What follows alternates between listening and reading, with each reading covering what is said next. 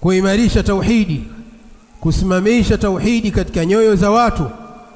Wajtanibu at-taghut, at-tahdhiru min ash-shirk, ambayo hii ni kujiepusha na kuwatahadharisha watu kutokana na ushirikina, kumshirikisha Allah tabaraka wa taala, kujiepusha na suala zima la kumwabudu asiyekuwa Allah subhanahu wa ta'ala. Waqala ta'ala, kadhalika Allah tabaraka wa ta'ala asema, walaqad uhiya ilayka, kwa hakika umefunuliwa wewe mtume wahi, wa ila alladhina min qablika,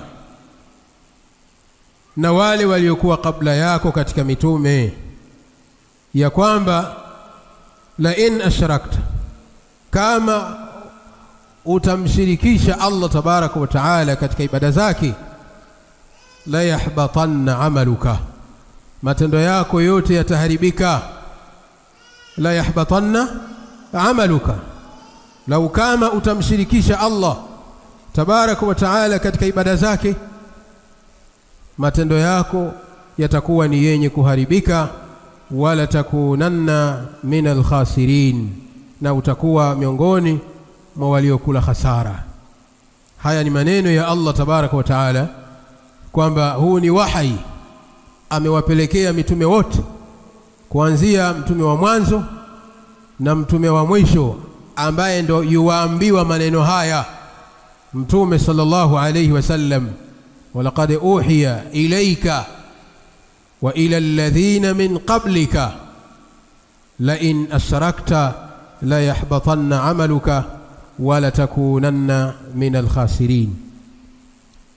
Aya hii inaonesha ahamiyatu tauhid, umuhimu na nafasi ya tauhidi, na kwamba tauhidi ndio kinga na ndio sababu inayopelekea mtu kukubaliwa matendo yake, kama tutakavyoona katika mtiririko wa mazungumzo yetu.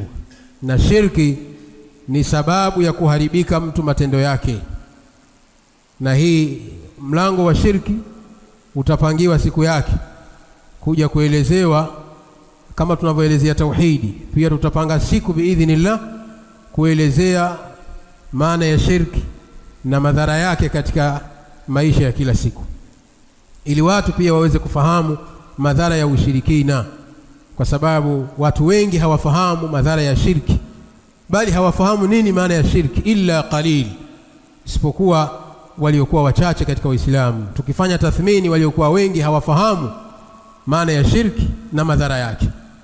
Lidhalika utakuta wengi katika Uislamu yadkhuluna fi shirki wa hum la ya'lamun, wanaingia katika shirki ili hali hawajui. Wa na'udhu billahi min dhalika. Kadhalika kauli ya mtume sallallahu alayhi wasallam inayoonyesha kwamba tauhidi ndio dawa ya kwanza ya mitume, ni pale mtume sallallahu alayhi wasallam alipomtuma Muadh ibn Jabal kwenda Yaman kuwalingania watu. Akamwambia, ewe Muadhi, na kutuma unakwenda Yaman, utawakuta huko watu katika ahlul kitabi. Akampa maelekezo ya kwamba unaenda Yaman, utawakuta huko watu wake katika ahlul kitabi. Basi jambo la kwanza kabisa utakalo walingania, jambo la kwanza ambalo unatakiwa uwafundishe kabla ya mambo yote, inatakiwa uwafundishe wampwekeshe Allah tabaraka wa taala.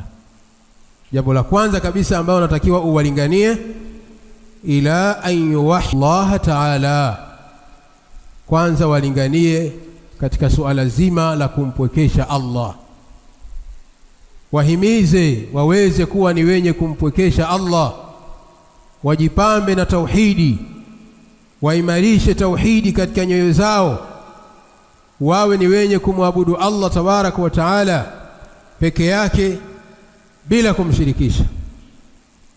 Hadithi hii ameitoa al-Imam al-Bukhari